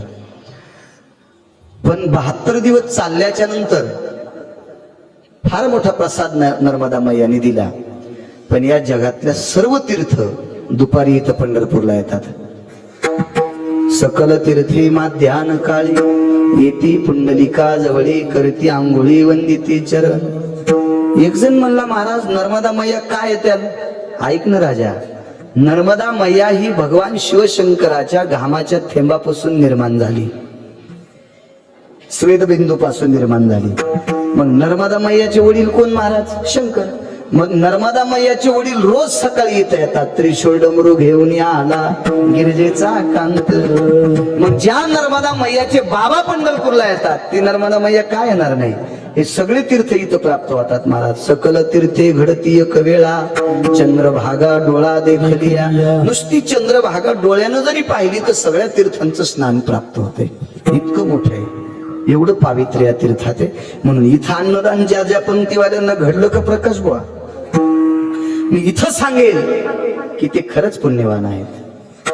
खरंच पुण्यवान, खरंच पुण्यवान, खरंच. कारण तीर्थात ताकद वेगळी असते महाराज. या पंढरपुरातला महिमा हजारो वर्ष जरी तुम्ही ऐकला तरी संपत नाही. एवढी मोठी शक्ती, इतकी मोठी शक्ती महाराज. पंढरपुरात अन्नदान केल्यावर पुण्य मिळते असं संतांनी सांगावा. पण पंढरपुरातल्या मालकाला अन्नदानच घडणं, या मालकाला कुठं अन्नदान घडायला? हे सगळे तुम्हीच पंक्ती करायले. प्रकाश भाऊ त्याला अन्नदान घडणं ना, त्यानं किती वेळेस अन्नदान केले त्याच्यातलं रविवार द्वंद्वाचं सांगतो. एकदा नामदेवराय आणि माऊली महावैष्णव ज्ञानोबराय तीर्थयात्रा करायला गेले. तर तीर्थयात्रा करून आल्यावर माऊंद केलतं का? ते पंढरपुरातल्या मालकानंच केलतं, मालकानंच केलतं. आणि अजून तुम्हाला काही माहित असेल त्याच्यापैकी मी एक सांगतो, पुन्हा जास्त नाही सांगणार, 2च सांगतो. नामदेवरायचं माऊंद पंढरपुरातल्या मालकानंच केलं. आणि संत शिरोमणी चोखोबरायच्या घरी स्वर्गातल्या देवता भजन करायला आला. तेव्हा ही पकवाद वाजवायला इंद्र होता. पकवाद वाजवायला इंद्र. भजनात इना नारदांच्या गळ्यात आणि नारदांच्या पाठीमागे भजन म्हणायला काशी विश्वनाथ होते. सांब गायन करी भगवान शिवशंकर भजन करायला. आणि ती एकादशी होती बघा. आज कशी एकादशी? पण ती एकादशी सोमवारची आलती. पण ती कोण्या महिन्यात आलती पुन्हा नंतर पाहू. सोमवारी एकादशी विमान उतरले पंढरीसी, विमान उतरले पंढरीसी. सोमवारी एकादशी विमान उतरले पंढरीसी. सोमवारची एकादशी आलती, सर्व विमान पंढरपूरला उतरले आणि चोखोबाराच्या दारात भजन केलं बोरीच्या झाडाखाली. बोरीच्या झाडाखाली. आणि त्या दिवशी द्वादशीचं अन्नदान ह्या मालकानं केलं. सगळे लोक जीव घातले. आणि मग पंक्तीचा मालक पहिल्या पंक्तीला बसल्या मजा असते का? नाही म्हणजे मला लय गडबड आहे, मी पहिल्या पंक्तीला जेवतो निघून जातो, असं नसतं ना. तू रिकाम्या पोटी गेल्याला परवडतो. पण पंक्तीचा मालक जर पहिल्याच पंक्तीला जेवत असेल तर मला असं वाटतंय येड्याला सुद्धा आवडत नसेल. देवाला तर आवडणारच नाही, पण येड्याला पण नाही. एक तर हजरच राहायचं नाही, आणि हजर राहिलं तर यजमानानं पहिल्या पंक्तीला जेवायचं नाही. नवरीचा नवरदेवाचा बाप जर पहिल्याच पंक्तीत बसले तर वराड जेवण का इमानदारी पानशेड जेवते. वरमाई जर आधीच बसली पोराची माय पोरीची माय पहिल्याच पंक्तीला, तर बारकीच्या वरमाया काय फुगड्या खेळायला थोड्या चालते लग्नामध्ये का? ते भाकरी संपली नाही. यजमान येतो मला पंढरपुरातल्या मालकाचं अन्नदान आहे द्वादशीचं. सगळ्याला जीव घातलं. जेवायची राहिली पंढरपुरातले मालक आणि मालकी, आणि ज्याचे इथं भजन केलं त्याच्या घरचे तिघ, चोखोबाराय, चोखोबारायची पत्नी आणि त्यांचा कर्ममेळा नावाचा मुलगा. काय ताकद या तीर्थात, काय ताकद आहे. या परिसरात जन्माला आलेला कर्ममेळा झाल्या झाल्यात भजन करीत होता. उपजताची कर्ममेळा वाचे विठ्ठल सावळा, झाल्या झाल्यात भजन करायचं. या मातीमध्ये जन्माला आलेले नारायण महाराज झाल्या झाल्या भजन करत होते. जनी मने नाम देवा, नाम नारायण ठेवा, नामदेवा पुत्र झाला, विठोबा रस्यासी आला. बारसो होतं नामदेवराच्या मुलाचं. नाव काय ठेवायचं? जनी मने नामदेवा, नाम नारायण ठेवा, नाम नारायण ठेवा. सगळ्यात येणं विचारलं आधी मालकानं. ए माय, याचं नाव नारायण कशा करता? नारायणा, याचं नाव याच्या करता नारायणाला सांगायची. विटेवरच्या नारायणाला, ऐके नारायणा, ओ ऐके नारायणा. हे नारायण ऐकतं का? ते झाल्या झाल्या नारायणाचं भजन करते. झाल्या झाल्या जिभेच्या शेंड्यावर याच्या नारायण आहे म्हणून याचं नाव नारायण. हे या मातीत जन्माला आलं. काय पुरुषार्थ महाराज या ठिकाणचा, काय पुरुषार्थ. किती किती मोठी शक्ती येतात भूमीतली. या पंढरपुरामध्ये स्वर्गातलं अमृत शुद्ध झाले. हे बेजार झाला इंद्र, पण फक्त ते पंढरपुरात. हो, म्हणून कितीतरी पाहिले, कितीतरी वर्णिले. वाराणसी गया पाहिली द्वारका, तरी नाही तुका पंढरी. तुम्ही काशीला पायी गिरगावून चलत गेले. आता बाकीच्या गावाची नाव पाहत नाहीत ना महाराज. तुमच्या शेलवाडीहून पुन्हा काय काय गाव, आता पत्रिकेत आहेत सगळ्या दात्यांची गाव, सगळे इतकी नाव मला पाठ नाही. तुम्ही इथं बसलेल्या, तुम्ही तुमच्या गावातून पायात चप्पल न घालता काशीला गेल्याचं पुण्य. पंढरी पाऊल प्रवेश. नुसतं तुम्ही एसी गाडीत बसून यायचं. तुम्ही म्हणलं एक जण म्हणला आपल्याला मातोडं घेतोडं सहनच होत नाही. मी नाही, मी पंढरपुरात चालणार नाही, आंघोळ करणार नाही, काहीच नाही. एकच काम कर, एसी गाडीत बसून ये, दररोज उघाड, तुझ्या गाडीतच मधात बूट काढून तो एकच पाय, डाव्या पायातला काढूच नको, आणि नुसतं गेट उघड गाडीचं, आणि आला आधी खाली पण पंढरपुराच्या मातीला असा अंगठा लाव, आणि पुन्हा गाडीत बसून घरी जाय. घरून काशीला पायी गेल्याचं पुण्य नुसता पंढरपुरात अंगठा टाकला किती मिळते. पंढरी पाऊल प्रवेश, इतकी मोठी ताकद आहे. बाकीचे तीर्थ पुण्य देत नाहीत असं नाही. काशीत मरावं लागते. मोक्ष देवोनी उदार काशी होय कीर, परिवेचे लागे शरीर ते गावी. हिमवंतु दोष काय परिजीवित्वाची हानी होय. गंगा पाप खाते पण बुडावं लागते. नम्रताची लाहिजे रोकडाची मोक्ष. याच्या पलीकड तुका म्हणे मोक्ष देखिल्या कळस वास द्यावा पंढरीचा. याच्या करता पंढरपुरात वास पाहिजे. कुर्मदास हातपाय नाही निघाले, कसं चालता येईल. लोटांगण घेत घेत घेत चालले. वाशिम जिल्ह्यामध्ये हे देशमुख लोटांगणे बाबा होऊन गेले, त्यांना गरबडे बाबा सुद्धा म्हणतात. परवाला आम्ही 24 तारखेला मी कीर्तनाला गेलतो, त्यांच्या मूर्तीची प्राण प्रतिष्ठा होती. ते वाशिम मधून पंढरपूरला असं लोटांगण असं गडबडत यायचे. जखमा झाल्या की चिरगुट बांधायचे, लोटांगणे बाबा म्हणायचे त्यांना. तर तसं लोटांगण घेत कुर्मदास लहुल पर्यंत आले आणि आता काही शक्य नाही. मग पंढरपुरातले मालक तिथे गेले, कुर्मदासाचा चेहरा पुसला, मांडीवर घेतलं, डोळे झाकले. म्हणले देवा, मी एका कामाकरता आलतो, माझं पाप संपवायचं होतं, मला तुमचं दर्शन पंढरपूरला येऊन घ्यायचं. भगवान म्हणले कुर्मदास म्हणजे अरुणा, माझ्या पाया पडल्यावर पाप संपत इतकं नाही, नुसतं पंढरपूरला जावा वाटायला इतकं म्हणलं तरी पाप संपलं. तुम्हाला वाटलं ना मला काय नाही हो, लय अडचणी, कामाधंद्याची अडचणी, पण लयच पंढरपूरला जा वाटतंय. महाराज इतकं जरी म्हणलं तरी ते पुण्य मोजायला तराजूच नाही. जाऊ द्या, याच्या पलीकडे जाऊ द्या, याच्या पुढचं ऐका.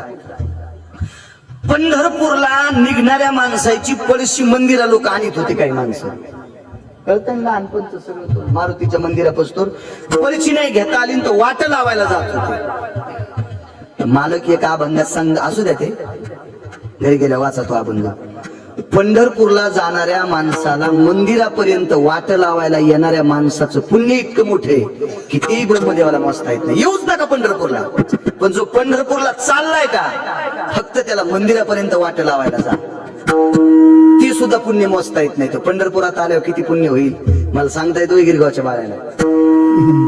इतका मोठा प्रकाश बुवा, रवी बुवा, एवढा मोठा या पंढरपुराचं महात्म्य. देवानं सांगितलं अरुणा, तुला एक फारसं पाप लागलं होतं, पाप माझं दर्शन घेतल्यावर जाणार होतं असं तुला मोठ्यांनी सांगितलंय. पण ज्या दिवशी तू पंढरपूरचा रस्ता धरला त्याच दिवशी पाप धरिता पंढरीची वाट,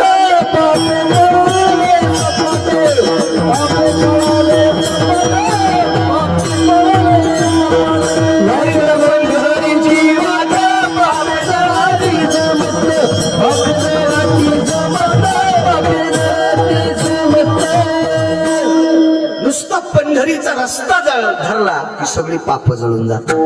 महाराज अरुणाचा पुरुषार्थ आहे. म्हणून वास द्यावा पंढरीचा, चरण सेवा खंडित. देवा, तुमच्या पायाची सेवा याच्या करता द्या.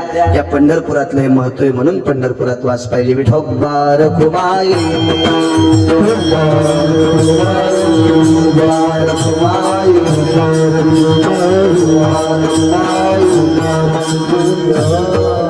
गोड अशी सुरेल साऊंड सिस्टीम, एखाद्या फार अशा 10-10, 5-5 हजार लोकांच्या माणसाच्या सप्तात पण कधी कधी अडचण असते साऊंड सिस्टीमला. इतका सुरेल आवाज दिला तुम्हाला. मृदंगाचार्यांचं काय नाव आहे प्रकाश भाऊ? स्वप्नील महाराज आहेत, ज्यांनी वामनदेव आहेत. वा वा, गोड आवाज चे प्रकाश बुवा गिरगावकर.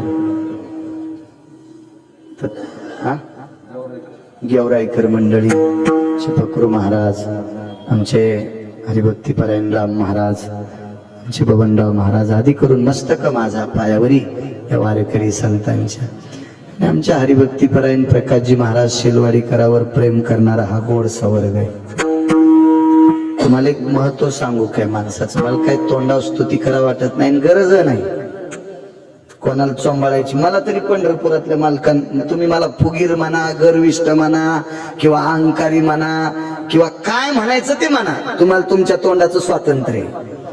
पण माझ्या संसारापुरते मला हाऊद भरून पैसे दिलेत, म्हणून मला कोणाला चोंबाळायची गरज नाही. तुमच्या जो तुमचे तितके तर तुम्ही इतके फुगलात तर मला तर दिलेतच ना देवाने. त्याच्यामुळे मला काही रोज पणा चालू आहे पुन्हा असं ते हाऊद रिकामं होत नाही. म्हणून मला असं काय फारसं एखाद्यानं पाकिट देणाऱ्याला चोंबाळीत नाही. तुम्ही कितीतरी कीर्तन ऐकले असतील मर्यादेपेक्षा. तर प्रकाश महाराजाला याच्या करता चोंबाळतोय, हे जरा वेगळा महाराज. मी लय समजून सांगत असतो, जरा ऐका. पण आपल्या गोळ्याचा काही प्रभाव या महाराजावर पडत नाही. ते दिवसापासून मी गोळ्या देणे बंद केलंय. हो, एका माणसाला गोळ्या दिल्या, ते गोळ्या असे हातात घ्यायचं, गोळी फोडायचं, डेऱ्याकडे जाऊन हातात पाणी घ्यायचं, मग बाग देणाऱ्याला वाटते गोळी खाते का नाही, पण तसंच पलीकडे जाऊन गोळी फेकून द्यायचं, पाणी पिऊन घरात यायचं. एके दिवशी ते गोळी देणार पलीकडे गेलं, वाटी पडली म्हणून. वाटी पडली अशी खरकटी, तर वाटी आणायला गेले तर गोळ्या इशिक सापडल्या. ते म्हणलं गोळ्या मी खातच नव्हते. मग सांगितलं खर्च करू नका आणि गोळ्या देऊ नका. हे घेतय खाच्या निमित्तानं फेकून देतं. तेव्हापासून आपण यायला गोळ्या देणं बंद केलं. हे आपल्या पलीकडचा माणूस आहे. तुम्हाला एक सोपं कारण सांगतो, कोणाची निंदा करत नाही, कॅमेरे चालू आहेत. जो तो माणूस सप्ता करतो स्वतःच्या प्राप्ती करता, काहीतरी आपल्याला उरावा, काहीतरी मिळावा, मी घरी गठुडं बांधून न्यावा. मला आता तरी वाटते 5 वर्षाच्या सप्त्यात मी काय तुमचा हिसाब करायला नव्हतो, पण तुम्ही साक्षीदार आहेत. इमानदारीनं सांगा, ह्या माणसानं 4 अन्न तरी घरी नेले असतील का? मी नाही पाहिलं, मी नाही, मला नाही वाटत असा कोणी सप्ताह का. हा, बाकीचे सगळे नाटकं करते, मी काय नेत नाही, काय नेत नाही, आमकं नेत नाही, तमकं नेत नाही, पण ते काय नाही. त्यांची घरं पाहिल्यावर टोप्या पडतात. मला वाटते घरही तसंच असेल. अरे अमोल तशाला तसंच असेल नाही का, अजून काही बदल नसन झाला त्या घरात. तसंच आहे ते केलं असेल, ते पोरग काम करते म्हणून ते करते, काहीतरी बटन दाबी दे द्यायचं पोरग. एक असा मोकळा तुम्हाला प्रमार्थ घडावा असा एक माणूस आहे. ते काय असे खूप मोठे गाजलेले, त्याला 5-50 लाखाची गाडी बसायला, असा लवाजवा माग पोचपाटा, असं काय, असं साधा माणूस आहे, साध्या विचाराचा.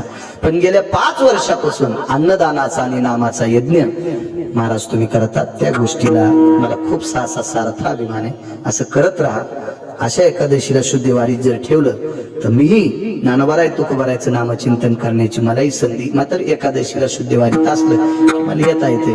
कारण तीर्थाव तुम्ही सप्ताह करताना तुमच्याकडून जर डिझेलला 5 रुपये घेतले तर ते पाप मला 10-5 जन्म फेडावं लागेल.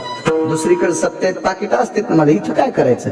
आणि मग मी महिन्याला येत असतो, पुन्हा मध्यंतरी तुम्ही बोलवलं तर मग अडचण येते थोडीशी.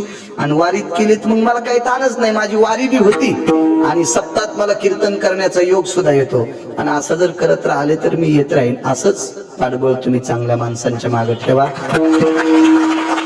महाराज इथं सप्ताह करण्याचा माणूस काय, माझ्यासारखा माणूस, तुमच्यातले 20% लोक स्वतःच्या गाड्या घोड्या करून येतात.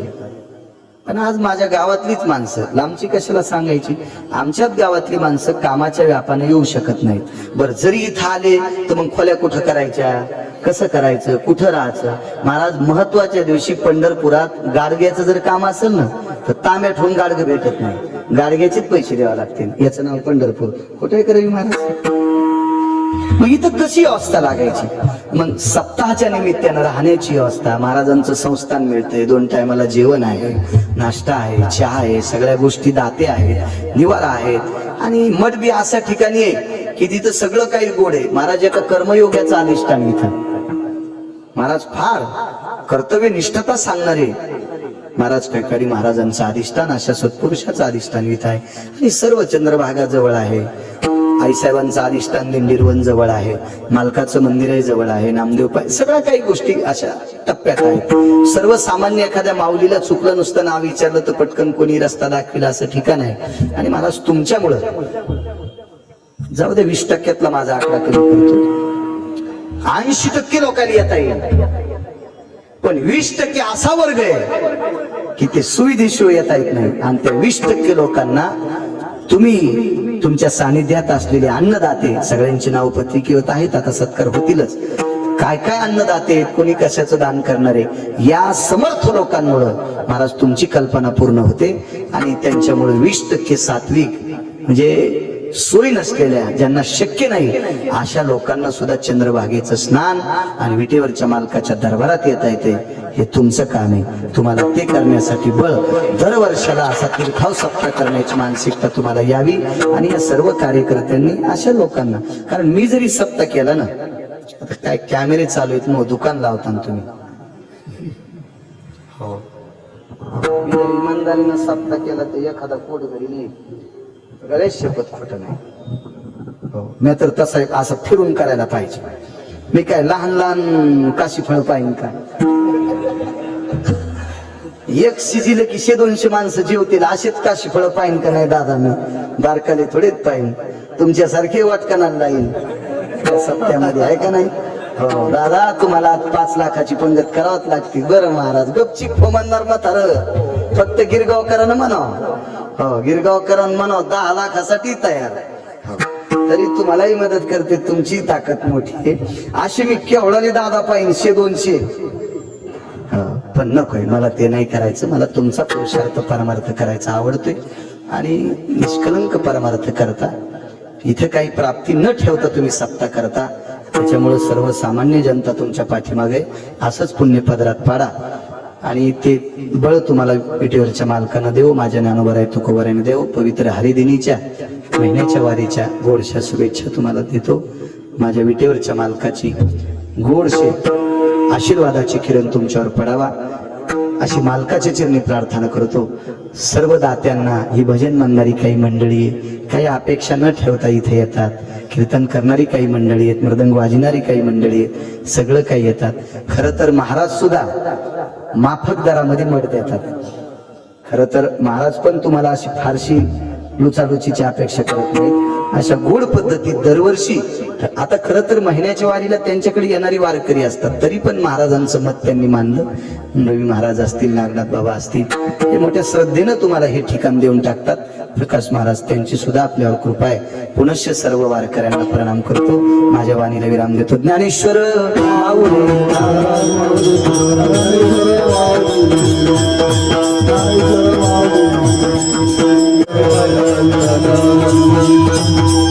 भगवंताचं मुख बघितलं की दुःख जातं. इथं मंगळवेढा गाव आहे, चोखोबरायचं अधिष्ठान आहे. तिथं चोखोबरा एक अनन्य साधारण महत्व असलेली वारकरी संप्रदायातली दर्जेदार व्यक्तिमत्व श्रीमंत श्री चोखोबराय. फार एक दर्जेदार व्यक्तिमत्व. याच्या पलीकडे सांगायचं झालं तर विटेवरचा मालक सुद्धा चोखोबरायच्या डोळ्यात डोळे घालून बघत नव्हता. एवढा मोठा अधिकार चोखोबरायांचा. तुम्ही एखाद्या माणसांना, एखाद्या जातीला उच्छेदून बोलत असाल, त्याचं कारण एक आहे, तुमच्या अंतःकरणात पाप आहे, याच्याकरता तुम्ही दुसऱ्याला नाव ठेवता. परत चांगलं वागणाऱ्यांना पंढरपुरातल्या मालकाने अंतःकरणात घेतलं. तुमच्या रात्रंदिवस तुमच्या चेहऱ्याची स्वच्छता ठेवणारा एक वर्ग आहे. तुम्ही दाढी कटिंगला जाता. महाराज प्रेमानं माय तोंडावून हात फिरीत असती, आजी फिरीत असती आणि या इतभर पोटाच्या खळगी करता का होत नाही, पण तुमच्या तोंडावून प्रेमानं हात फिरवत असतो तो नावी. त्या नापिकाच्या कुळामध्ये जन्माला आलेले सद्गुरु शेना महाराज. महाराज सद्गुरु शेना महाराज पंढरपूरला आले की पंढरपुरातल्या मालकाची मान खाली वाकत होती. पाहतच नव्हते डोळ्यात डोळे घालून. इतका दर्जा शेना महाराजांचा होता. पण खरं तर ही आमच्या लोकांनी ही संत वंचित ठेवली. देवा, कीर्तनकारांनी ही मागे ठेवली. इतकी मोठी संत आहेत, मोठी संत आहेत. मला असं वाटतंय संप्रदायाच्या बाबतीत जातीवाद येऊ नये. बाकी तुम्हाला कुठे करायचं असेल तर करा, पण संप्रदायात नको. कारण या संप्रदायात जातीवाद नाही. यातायाती धर्म नाही विष्णुदासा, निर्णय तो आयसा वेदशास्त्री. एवढा प्रचंड अधिकार या लोकांचा. बघा, मंगळवेढ्याला चोखोबरायांचं वास्तव्य. एका झोपड्यात राहणारा वारकरी, रानोबा नावांचे वारकऱ्यांचे सुपुत्र. रानोबा होते त्यांचे वडील, अधिकारी महात्मा होते.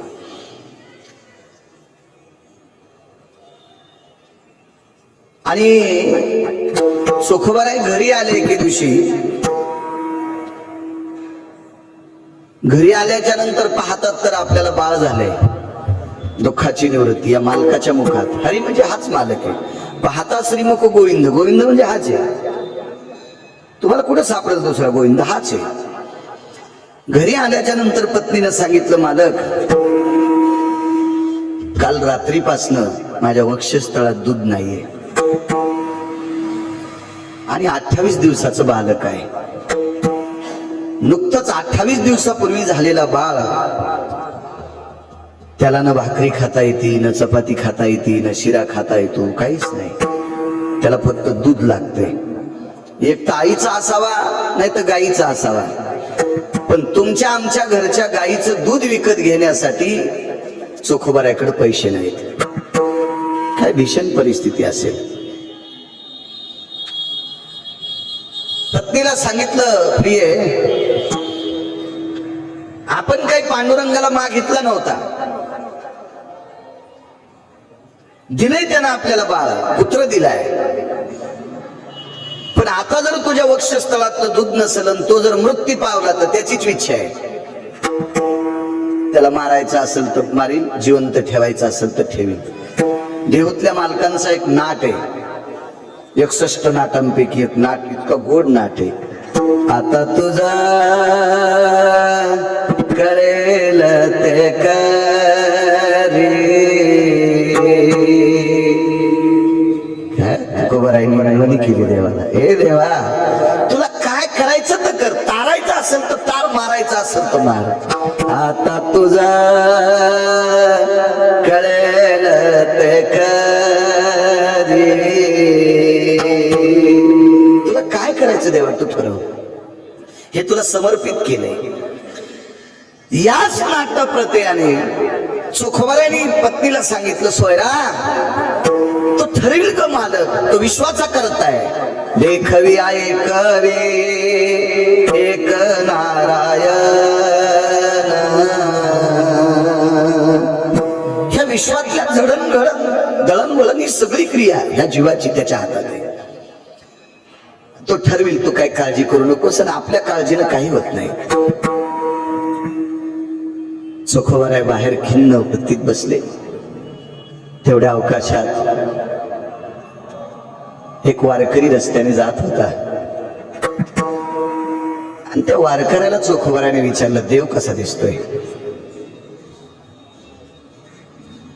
काय गोड वाक्य, याच्या मागचं वाक्य संपत म्हणा. चोखोबाराय भजन करत असताना विठोबा रुक्माईचं भजन झालं की चोखोबारायला बुक्का लावायला पंढरीत ते मालक येत होते, पण त्यावेळेला त्यांचे डोळे झाकलेले असायचे. कारण डोळे उघडून भजन करायला त्यांच्या पुढे कोणी बसतच नव्हतं, त्याच्यामुळे पाहायचा काही प्रश्नच नव्हता ना.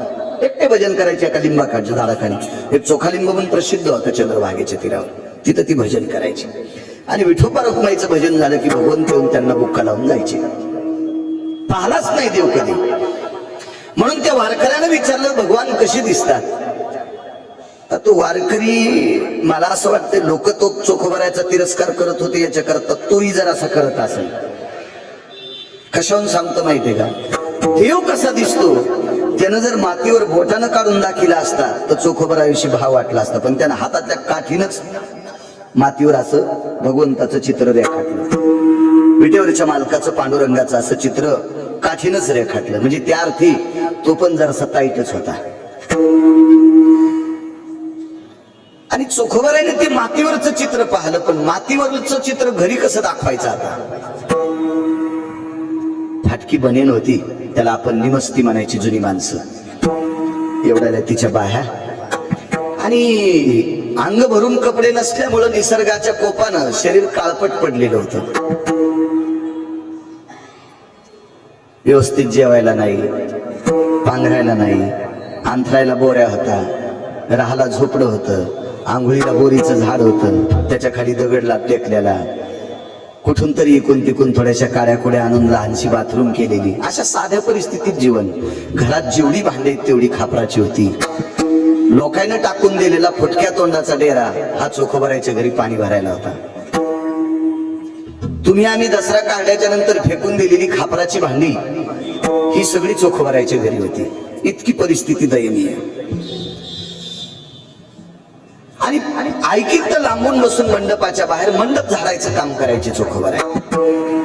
दुःख निवृत्तीचं साधन सांगतो. या मालकाचं मुख बघितलं की दुःख जाते. चोखोबारायला एका प्रतिष्ठित व्यक्तीनं काठीनं काढलेलं मातीवरचं चित्र तसंच चित्र स्वतःच्या दंडावर काढलं, पण काडी नाही. ती काडी ओढली की चोखोबारायच्या अंगावर पांढरी रेख पडायची. पांढरी. तुम्ही अजूनही दिवसभर शेतात जर काम केलं ना, हाफ शर्ट असल्यावर असा हात काळपट पडतून त्याच्यावर तुम्ही अशी रेग ओढली की रेग पडती. हा निसर्गाचा नियम आहे. तर चोखोबारायच्या जीवनात कधीच भरपूर कपडे घालायला भेटले नाही. किती शरीर हे असं. ती पांडुरंगाची प्रतिमा एका व्यक्तीनं पाहिलेला देव मातीवर काढला आणि तो चोखोबारायने दंडावर काढला. घरी गेले, पत्नीला सांगितलं, सोयरा आपला बाळ वाचेल ग. काही दूध आणलंय तुम्ही? नाही, दूध शक्य नाही. खर तर गायनाला चोखोबर आहे, त्यांच्या बहिणीकडे गेलते बुलढाण्याला. संसाराचे दुःख धरून मानसी सोखा मी पुरीसी जाता झाला. प्रपंचाचं दुःख होतं. मेहुणपुरी, मेहुणा राजा नावाचं गाव बुलढाणा जिल्ह्यात चोखोबरायची निर्मळा नावाची बहीण दिली. तिथं गेली. बहीण फार श्रीमंत होती. बहिणीनं बसायला गालीचा टाकला. वैकुंठवासी साहेबराव महाराज सोनोटीकर सांगायचे की चोखोबरायच्या बहिणीच्या बैलगाडीला सोन्याच्या शिवला होत्या.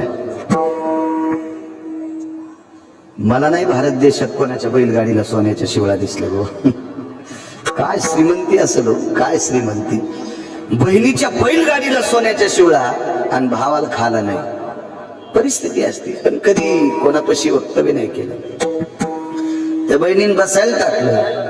बै सोनी एकांत पुसे गुज मात. गाथावाचं लक्षात येईल. जवळ बसली आणि काय विचारत होती. ती म्हणली नाही तुला किती मुलं झालेत, कोण सुखी आहे. एकच वाक्य विचारलं. बै सोनी एकांत पुशे गुज मात. वै विषमवंत आहेत. जगातली पहिली क्रांती, जगातला पहिला बदल आहे की जिनं भावाला विचारलंय भाऊजाई खुशाल आहे का. तुम्ही कोणी माणसं बहिणीची ते गेले तर ती एकच विचारील, आई खुशाल आहेत का, बाबा खुशाल आहेत का, दादा तुझे लेकर खुशाल आहेत का, तुझे नातू खुशाल आहेत का, भाऊजाई खुशाल आहे का, असं विचारणारी मला महाराष्ट्रात अजून कोणी बहीण सापडलेली नाही. ती फक्त एकच आहे, ती चोखोबरायची बहीण. वहिनी शमवंत आहेत की. डोळे भरून आले.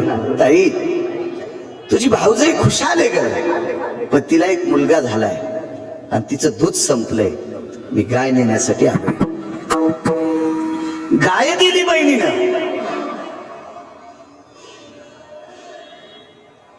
त्या गाईचं दूध नाही काढलं. वासरू आखडायचा धर्म चोखोबरायकडे नव्हता, नाही काढलं. आता करायचं काय. या वारकऱ्याला देव कसा दिसतो विचारलं. सांगितलं होतं भगवंताचं मुख बघितलं की दुःख जाते. एवढी त्या मुखात ताकद आहे. दंडावर चित्र काढलं. पत्नीला सांगितलं प्रिय ते एकदा डोळे उघडील का. तिनं सांगितलं 3 तास झाले आता डोळे बंद झालेत. ते आता डोळे उघडीत नाही. मी थापते हे करते, हाताच्या मुठी वळल्या आता ते उघडत नाही डोळे. चोखोबरायनं सांगितलं डोळ्याचं पापंद होतं. एका सेकंदापुरते जर डोळे उघडे तर ते जगतंय ग, पण डोळे उघडण्याचा प्रयत्न कर. तिनं सांगितलं वक्षस्थळ स्तन जर मुखात दिलं तर पेण्याच्या अपेक्षेने डोळे उघडते. पण या 2 तासामध्ये मी तो प्रयत्न करते, पण त्याच्यातून दूधच येत नाही. त्या अर्थी ते डोळे उघडत नाही. करणं ग प्रयत्न करणं. आणि त्याच्या मुखामध्ये स्तन दिलं आणि पाठ थाप दिली. बाळा उघडलं डोळे. आणि त्या अपेक्षेनं, भुकीच्या अपेक्षेनं डोळे उघडले आणि तितक्या टायमात दंड दाखिला. तेवढ्या अवस्थेत दंड दाखिला. मुलगा सदृढ झाला. सदृढ झाला. महाराज हा चोखोबरायचा सिद्धांत आहे. चित्रातला पंढरीतला मालक पाहला, प्रतिमेतला पाहला, तो चोखोबरायचा बाळ सदृढ होतोय. महाराज त्याच्या मुखात किती ताकद, हे रूप पाहिल्याच्या नंतर किती ताकद असेल. त्या अख्ख्या प्रपंचाचं दुःख संपत आहे. आणि चंद्र सूर्य येतोपर्यंत गाथ्यामध्ये कर्ममेळा नावाचा चोखोबरायचा पुत्र आजही जिवंत आहे. ही केवळ ताकद आहे, त्या मालकाची प्रतिमा पाहण्याची ताकद आहे. म्हणून मालक पहिल्या कडव्यात म्हणतात दुःखाची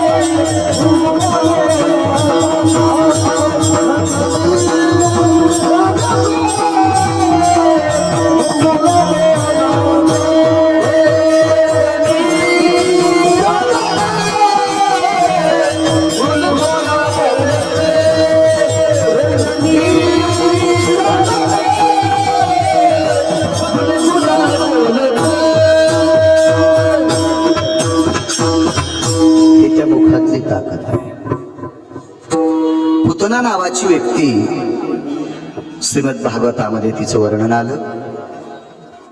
पुतना ही वासना आहे. ती राजा बळीची कन्या होती.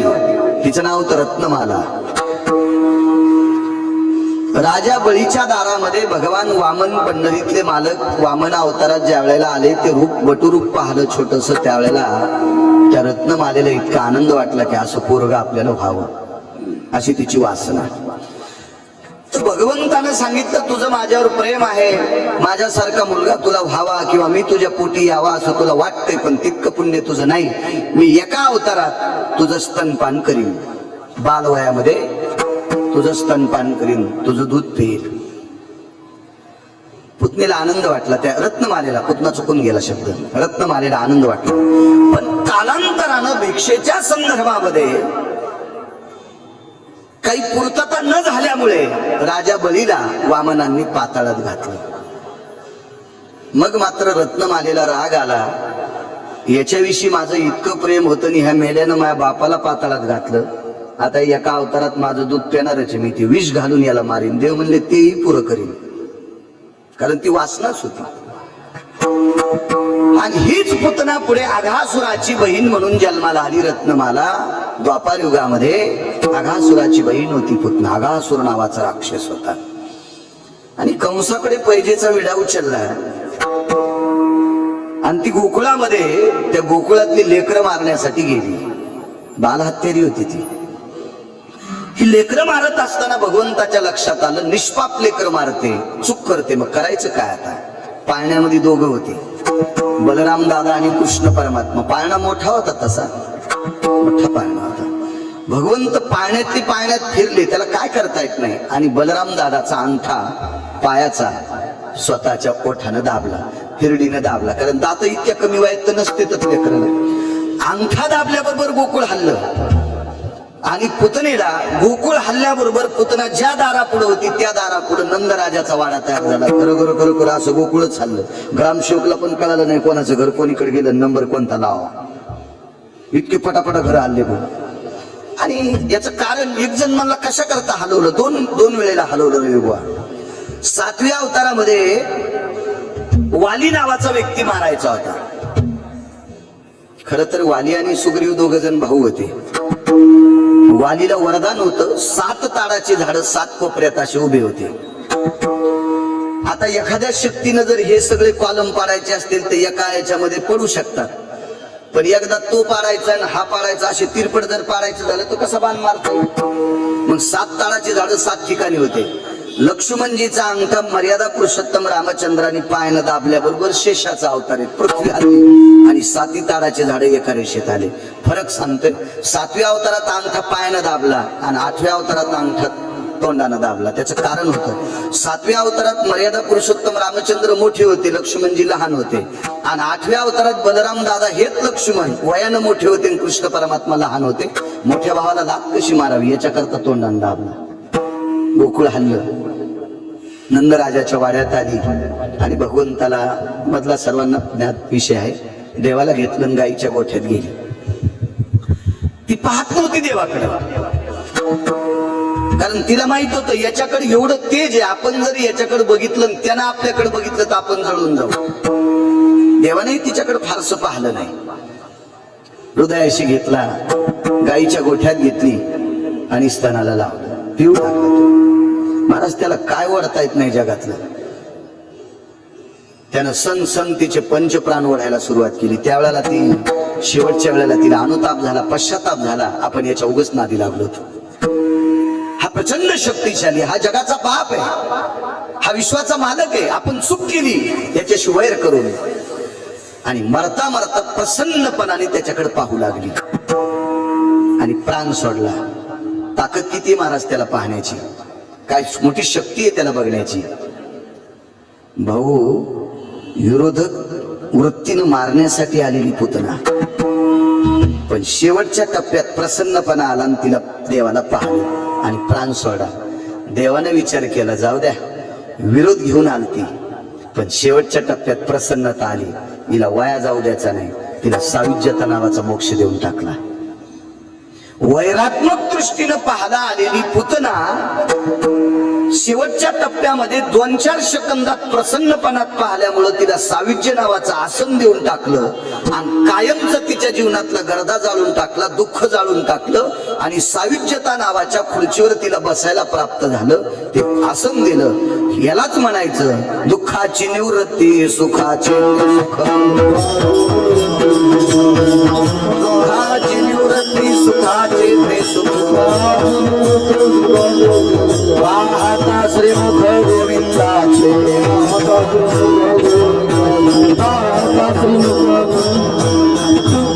दुःखाची निवृत्ती सुखाचे सुख, दुःखाची निवृत्ती सुखाचे सुख, सुखाची निवृत्ती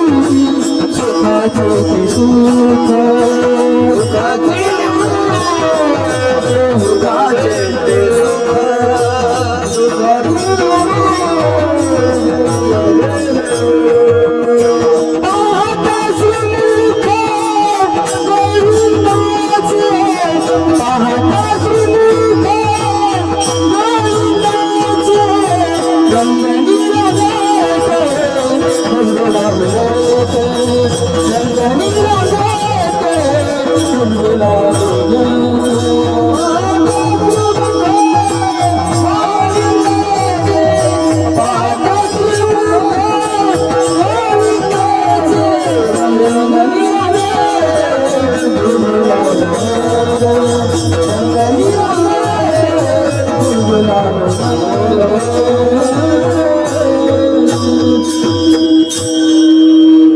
इतक्या विरोधाभाव धरून आलेली पुतना तिला सुद्धा सायुज्य देऊन टाकलं. ही त्या मालकाच्या मुखातली ताकद आहे. काय प्रचंड शक्ती आहे, काय पवित्र मुख असतंय.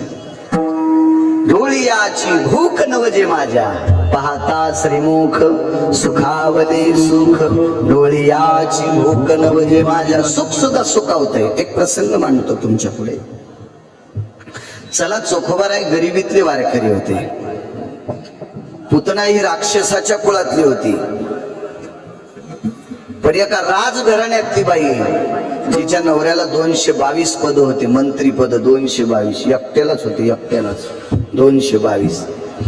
आणि तो मंत्री काही तुमच्या माझ्यासारख्या मरक्या माणसांचा मंत्री नव्हता. तो आमरांचा मंत्री होता, देवांचा राजा होता, देवांचा.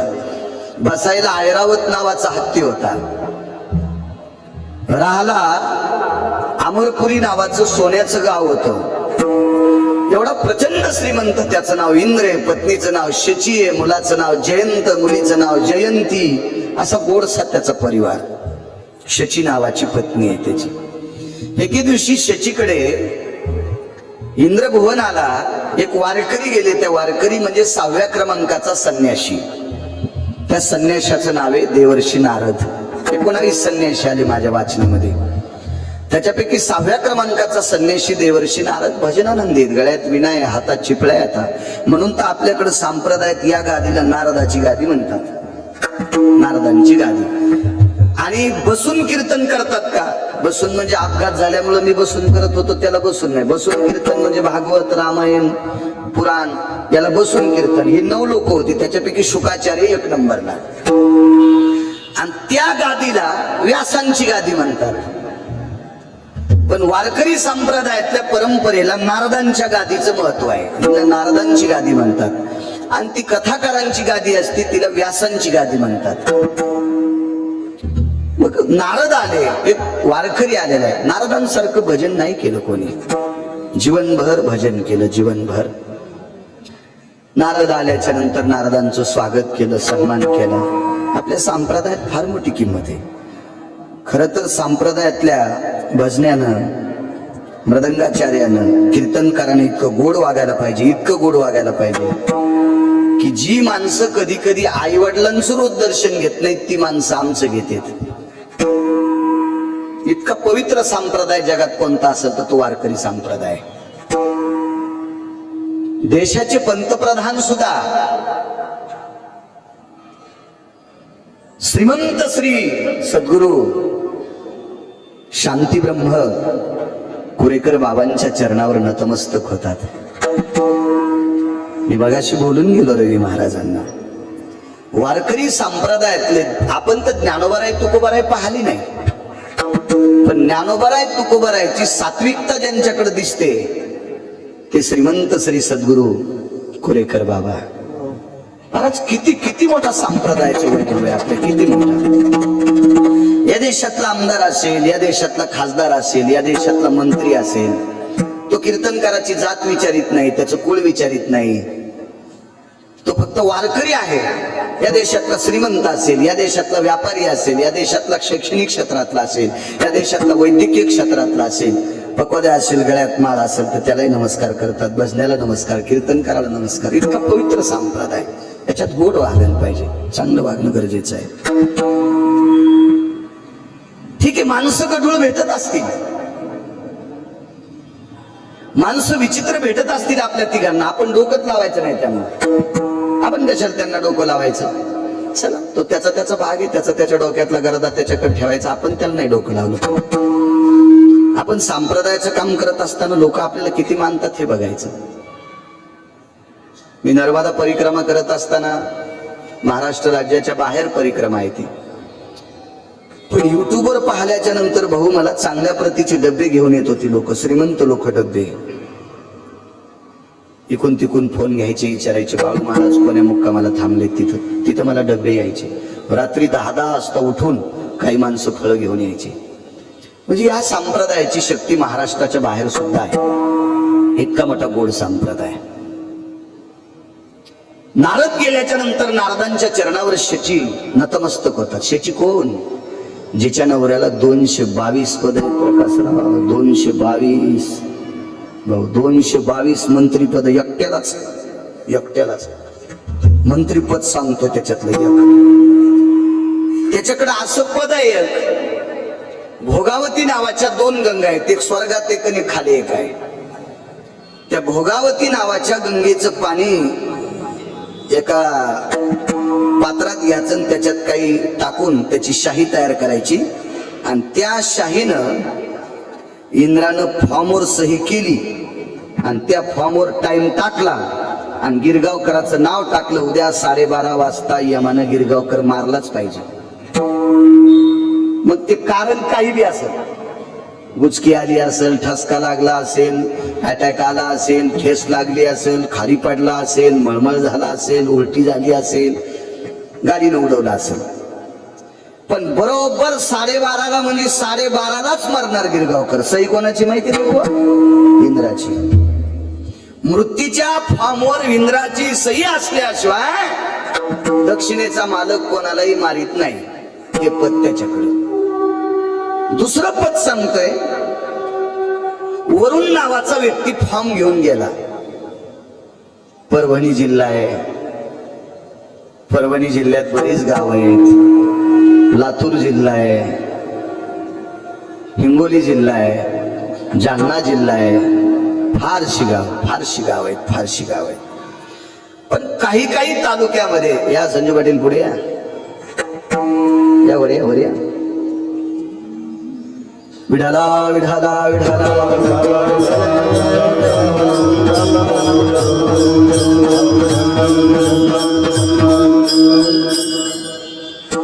वरुणाने इंद्राला सांगितलं, महाराज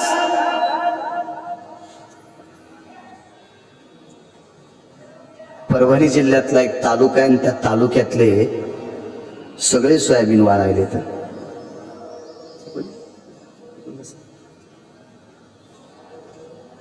सगळी सोयाबीन वाळायले, तर पाऊस पाडावा लागतो. इंद्रानं सांगितलं वरुणा वापस जाय, पाऊस पाडत नाही त्या भागात. बर ठीक आहे. आणि 3ऱ्या दिवशी इंद्रानं वरुणाला बोलून घेतलं, फॉर्म घे इकडं. ते फॉर्म घेतला आणि त्याच्यावर कशी सही केली देव जाणे. पाऊस पडला पण सोयाबीन शिल्लक ठेवलं नाही, वाटीसारख्या गाडी पाडल्या. म्हणजे चांगला पाऊस पाडून पीक किती येऊ द्यायचंय हे त्याच्यात सही नाही, आणि प्रचंड पाऊस पाडून पीक मातीत घालायचंय हे इंद्राच्या सही नाही. सांगणारा तर हा मालक आहे, इंद्राला आदेश देणारा हा सगळ्या मंत्र्यांचा बॉस आहे ना इथं बसलेला. महाराज एवढं पच्च्या राजाकडे त्याची बायको नारदांचं दर्शन घेते. वारकरी संप्रदायाची ताकद इतकी मोठी. दर्शन घेतलं नारदाचं आणि